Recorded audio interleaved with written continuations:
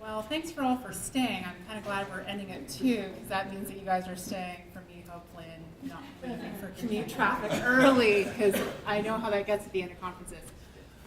So today what I'm going to talk about is all the asset management software implementations that we've been doing at Central SAN. And we've been doing a lot. And there's been a lot of conversation during these presentations asking questions. And so you're going to see what we've done, and maybe that'll be of some interest or give you some ideas that you can do at your organization as well. Oops. Should I hit the right buttons here?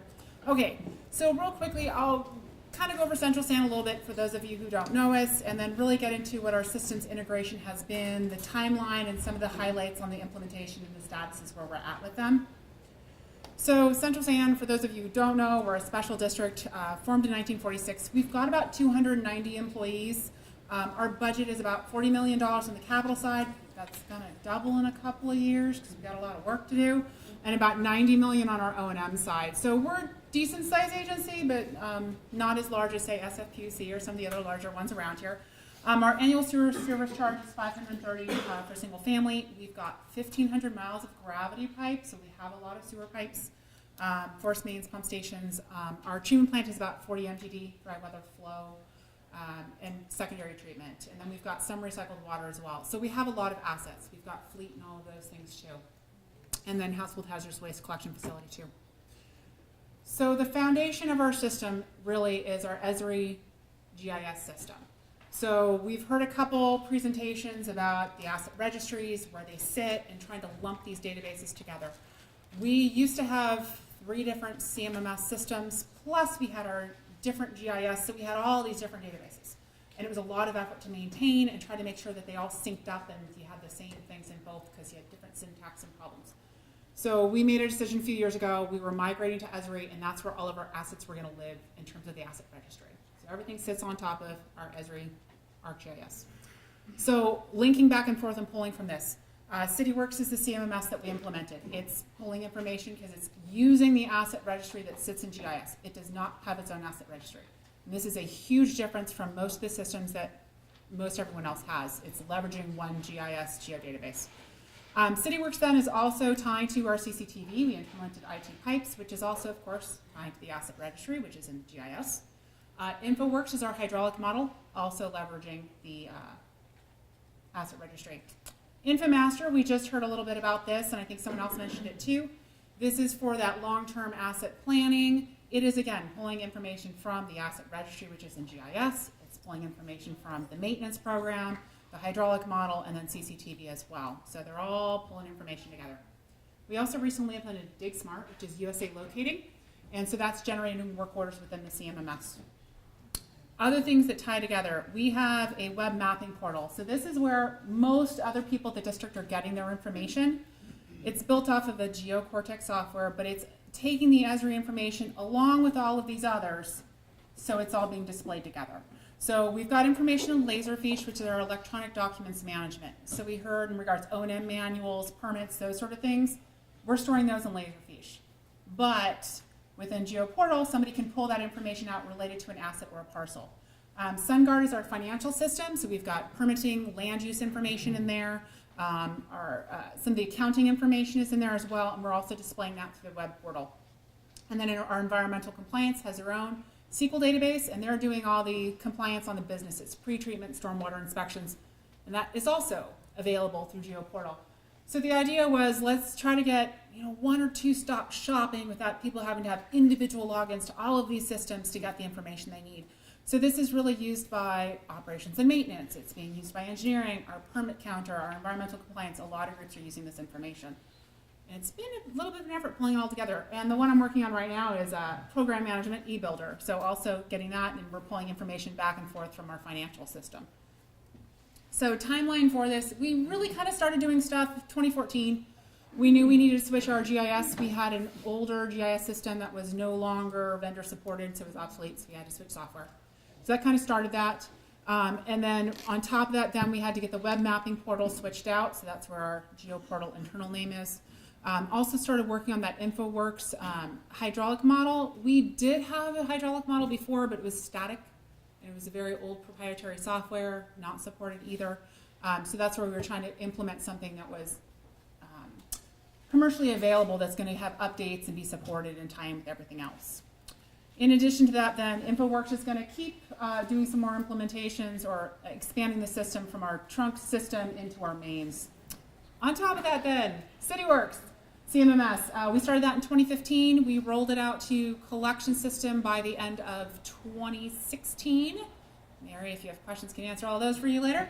And then on the treatment plant side, they got it rolled out by about February of 2017 last year. So they've been up on this for about a year now. IT pipes, that was also right after CityWorks. So these were all kind of building on top of each other.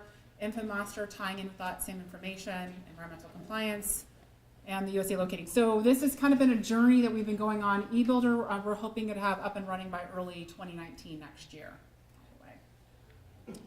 So give you some screenshots, an idea of what this stuff looks like. So the GIS and the web mapping portal is complete at this point.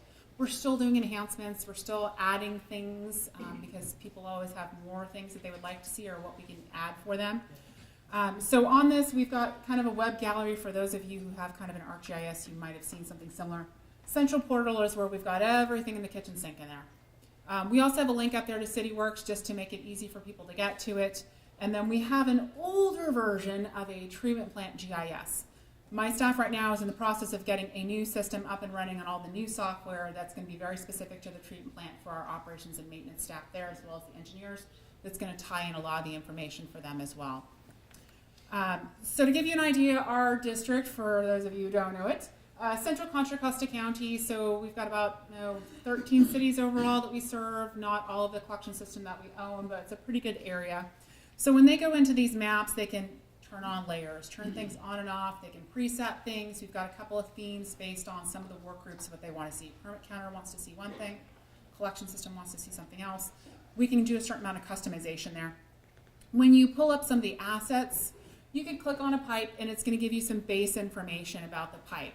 From there, you can expand on it and get more information about the pipe. You can pull up hyperlinks on the left-hand side, which these are pulling from other databases. So you've got maintenance information, and that's really pulling stuff over from CityWorks. You've got CCTV that's pulling from IT pipes. You've got record drawings, which is pulling from the Laserfish system. So the idea being is you can get to the asset, then get to the information, and all of it's getting pulled into one place for the user. So as an example, they'll get into the job report. The pipe might have been installed on a certain job, so there's some base information about that, and they can get to the record drawing map for it. They can get to the CCTV report. They can get to the maintenance information. This isn't all the information copied from CityWorks, but it's the highlights that most people are going to want to see without having to log into CityWorks directly. Similar idea on the parcel side. They can get information on certain parcels, so we can get some permit counter report information. There might be environmental compliance issues on the property. We're going to have some reports pulling from our source control group there. Lateral permits from 1956, and sometimes you get little sketches on those, which is nice, but not always. So there's information here. Also easements, you just were mentioning you've got a lot of pipes and easements, so do we. About a third of our collection system is in easements. So knowing what rights we have on the property, whether it's prescriptive rights or we've got an all-out grant of deed, that becomes important too, and what our access is going to be if we need to replace the pipe. So we're starting to link that information in too, and this is where the system kind of keeps expanding depending on, hey, someone's got an idea of, can we do this? I think my boss just came to me with something the other day, and I was like, oh, we can stick that in here, and she's like, great. So we can keep adding to it. On the CityWorks side of things, the CMMS, so like I said, we had 3 different databases. Our treatment plant was using one system, which was still vendor supported, so yay, great. But the software used on our collection system side hadn't been vendor supported in over a decade. A lot of concerns there. Very heavily customized. If anything broke, we're going to be really having problems because we've got 1,500 miles of pipe to maintain. And we've had this really strong goal between CMOM, of course, to lower the SSOs. So moving into that, we decided we're going forward with CityWorks to have one database in there. Within that, we've got maps. So having a treatment plant map is very new for our treatment plant staff. They know where everything is out there. So this hasn't been the most helpful yet. But I think as we get new staff out there and we get more information tied to it, I think it'll become more helpful. But the staff know where everything is. It's sitting right there. They're always looking at it. On the collection system side of things, it's been very helpful. They had paper maps before, like everybody else, and the first of the month they would sit in the lunchroom and they would highlight the pipes they were supposed to clean over the next month. So now they don't have to highlight. They get a map. And we've got different things set up for them so that they can have all their work orders shown on the map so they can see where they need to go and they can kind of plan their routing to it. On the CCTV side, so again, we had some unsupported CCTV software, and so we decided to replace it with something that integrates more easily with the GIS and the CMMS, again, using that one asset registry, so we don't have all these conflicting asset registries. We did go through and convert all of the old legacy CCTV data to be able to merge it into a new database, so we've got it in one spot, not still an old system plus a new system. That's been a bit of an effort, but we're getting there. And then it's got to plug into that web mapping portal, so the engineer can go click on the pipe, and if there's a CCTV, they can actually watch the video from their computer, instead of logging into the specific software and trying to drill in and find where the video is, or the pictures. The USA locating, I think they had an email system before, and someone then had to take it and then make a work order for it. Now we've got it where we're receiving those tickets, and it can generate the work orders in CityWorks automatically for the crews. And so that's been helpful. That was a very fast implementation, yay, because it sat right on top of CityWorks, and it was meant to work with it, so it works pretty well. But before, they had to manually enter the work orders into the CMMS, so a little bit more effort. On our environmental compliance side, they had an MS Access database that they used. It was custom proprietary. It was developed for them. They loved it. It had everything they needed. So the commercial off-the-shelf ones didn't. So they really wanted to keep that. But there was a goal that, hey, we'd really like to be mobile in the field. And the MS Access database didn't work for multiple logins. They couldn't get to it. So staff helped to move it over into a SQL database. They've got VPN in, get in on their Surface Pros or whatever the heck they're using these days out there.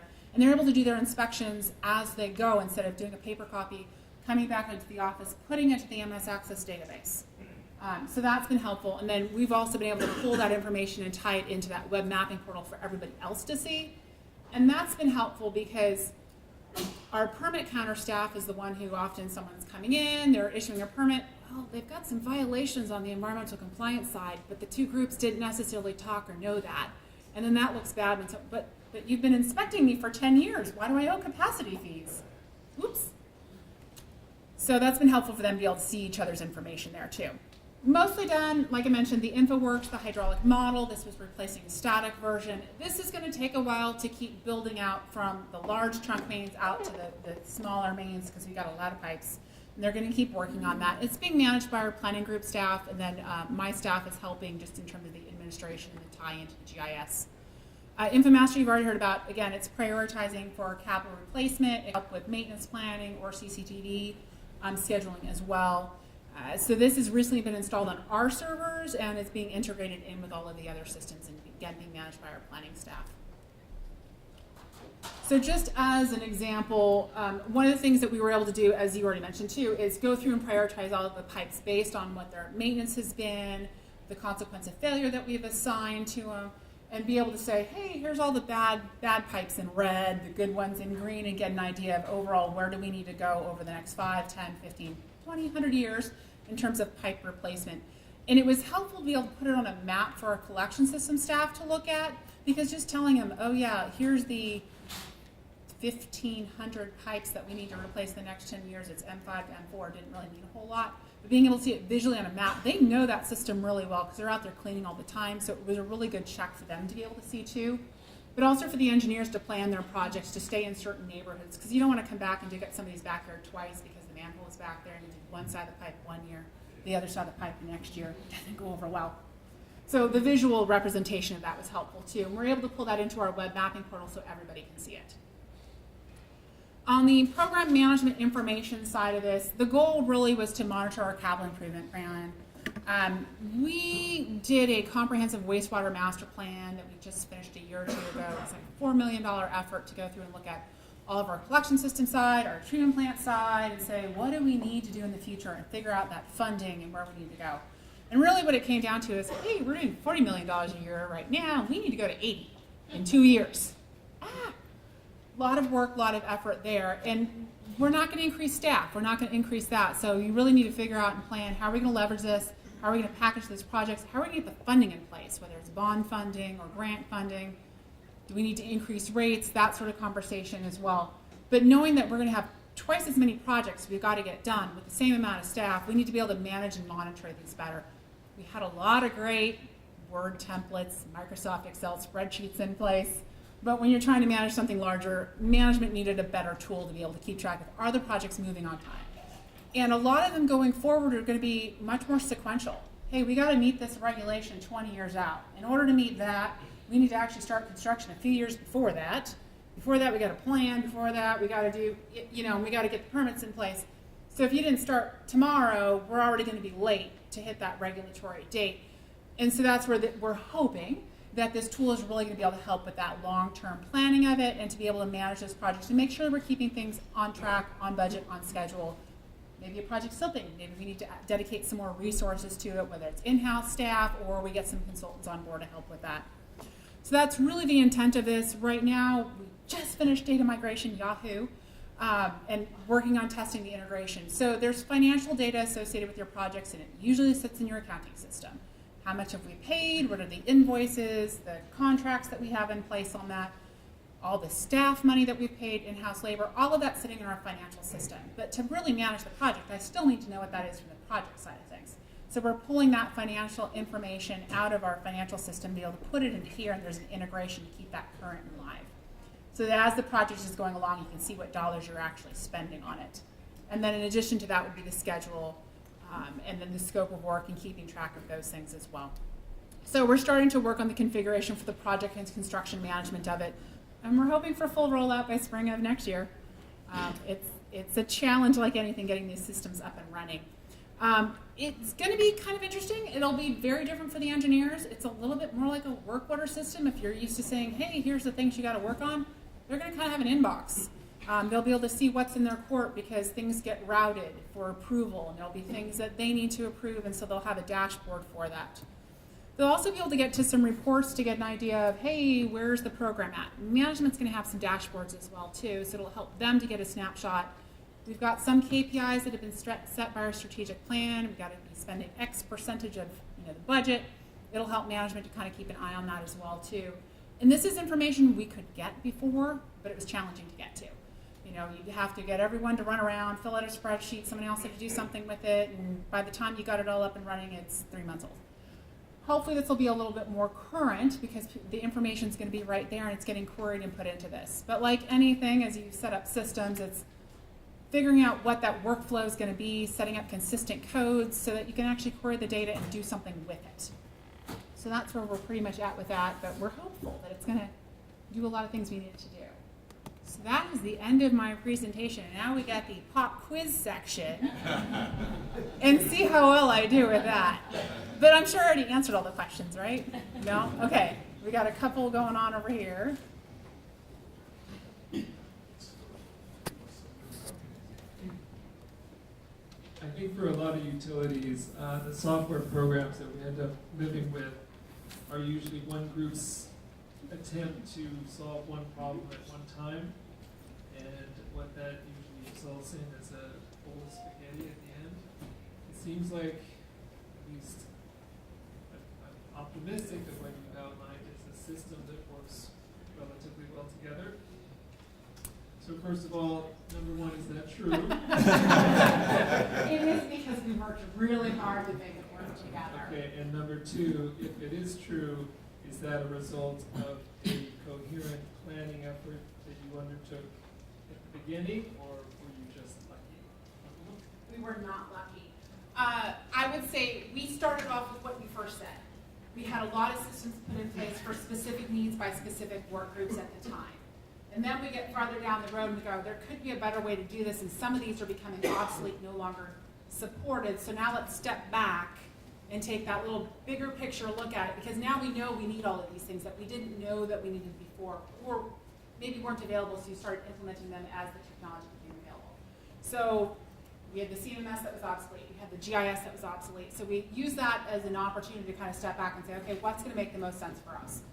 We have a huge collection system, so there's a lot of pipes in there, and trying to manage 2 or 3 databases that were all the same pipes, but they were implemented at different times, so we had syntax differences between how they labeled pipes, and then you're trying to link up the information, and so it wasn't, it was constantly a battle, and it was like, okay, that's been a headache for years, let's not do that anymore.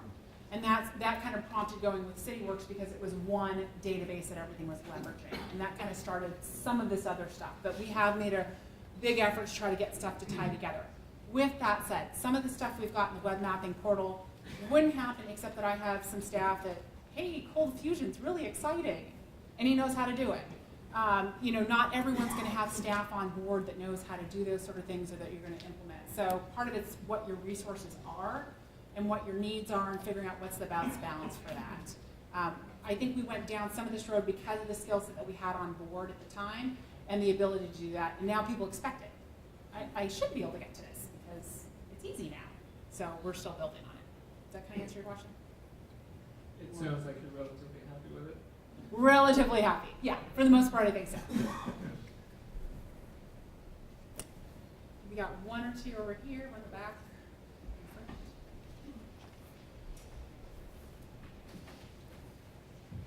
Hi. So on the same note, right now, who's doing all the data management for your asset registry, and who's taking care of, you know, all the interactions that all of them are working the way they're supposed to be working? Who is there a specific group, or is it a bunch of people doing it? There's several groups. I would say, so my group, I have GIS within my work group. And so since we have the asset registry sits within the GIS, they are kind of the keepers of that asset registry. With that said, they don't know what's coming in and out of the asset registry. So we are really relying on operations and maintenance and our engineers to say, we took out this asset, we put this asset in. So we've got workflows in place where record drawings get routed through us so that we know, hey, this new pipe has been put in place. And we're kind of improving that workflow of that asset handover between plant maintenance and our engineers as well, with us being in the loop for that too.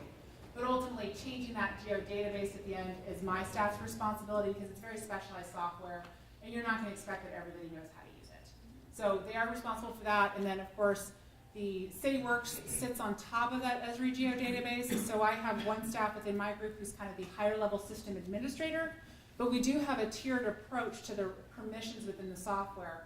So our collection system operations, our plant maintenance group are the other two largest users who are actually doing the work orders and completing it. They have steward level rights within there too of their planners and their schedules so that they can actually update the work orders and that sort of level of information because that's all within their wheelhouse of responsibility. But we do have some within my group where when it comes down to, hey, the map's not working or this, it ties into the GIS and he's responsible for that. And so there's that sort of tie-in. So there's kind of a system level IT administration, which some of that's being done in my group. And then there's the power users, and that's often residing in the end business user unit that is really the key user of the group or the information. That's my question. Okay, I'll just walk over how that.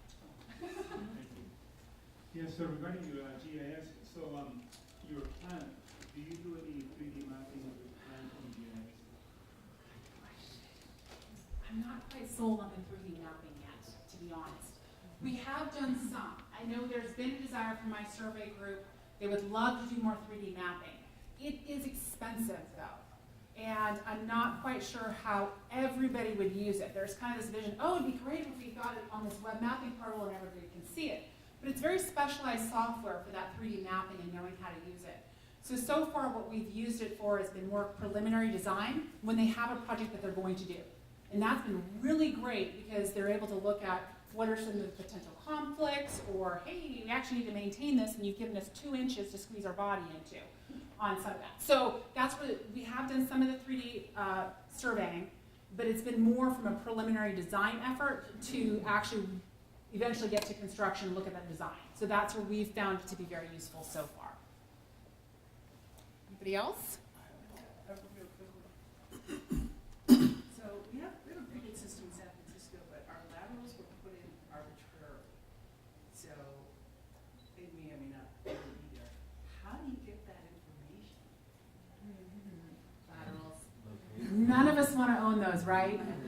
And I know that's been a topic for quite a while. We don't own the laterals, so we own at the main. With that said, it is helpful information to have.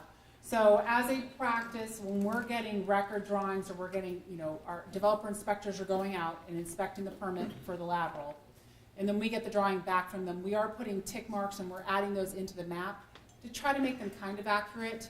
There was these lateral marks put on it before that were kind of close. We're trying to improve that data because it does become helpful for maintenance and operations when they're out there, for the developer permit inspectors, and for permit counter to have that information in the system. So we are putting that in, but there is a limit to how good of quality that information is because we don't own it and we're not surveying it. What's it? There's a bunch of programs building on the ESRI software. Is there potential that as you move forward, that some of those programs just won't keep up with, as revisions are made, that they won't be able to continue to build on or talk to each other? I should hope not.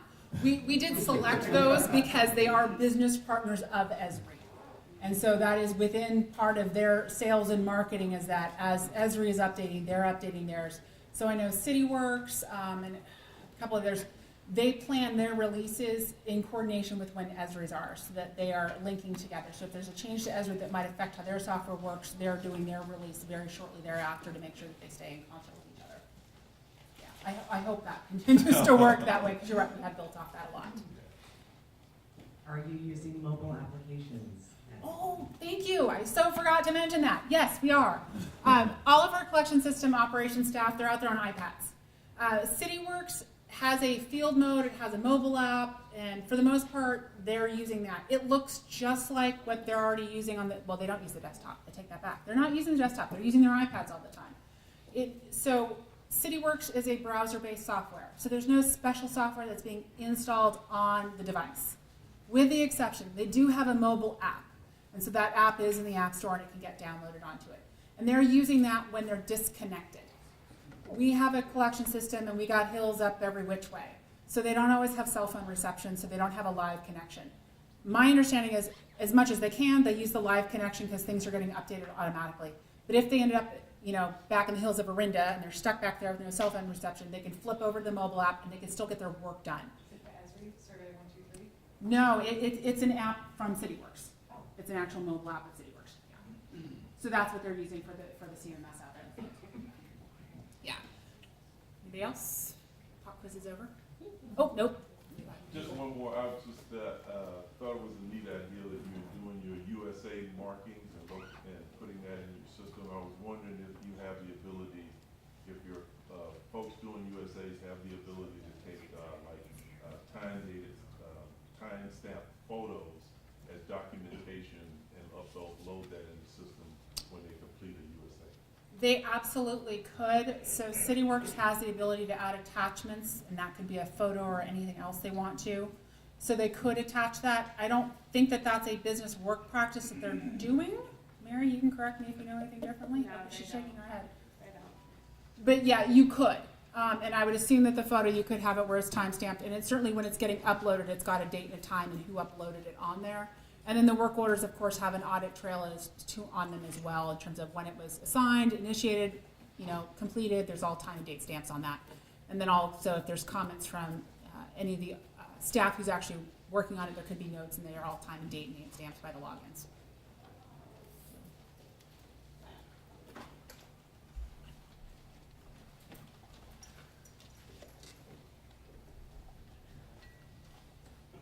With the collection side of the GIS system you guys have, do you have the ability to attach a video and watch that video in addition to the work order system? Similar to, I'm not sure if you're familiar with Red Zone. I do not know Red Zone, but CityWorks, you can attach anything to the work order, so it can be any type of file that can get attached to it. So video, pictures, PDFs, Word docs, anything can get attached to that work order. That's what you're asking? Yeah. Yeah, so if you had a video inspection after something, you could attach it to it, yes. I think you just, in terms of the staff out there in the field on the iPads, you just have to consider that there's a Wi-Fi connection or there's a LG connection, and you might not want to download the 5 gigabyte video and watch it in the hills. That's all. And then my second question is, how do you handle versioning for different files from different departments? It seems like you have like a planning side that looks at certain files, and then other groups as well.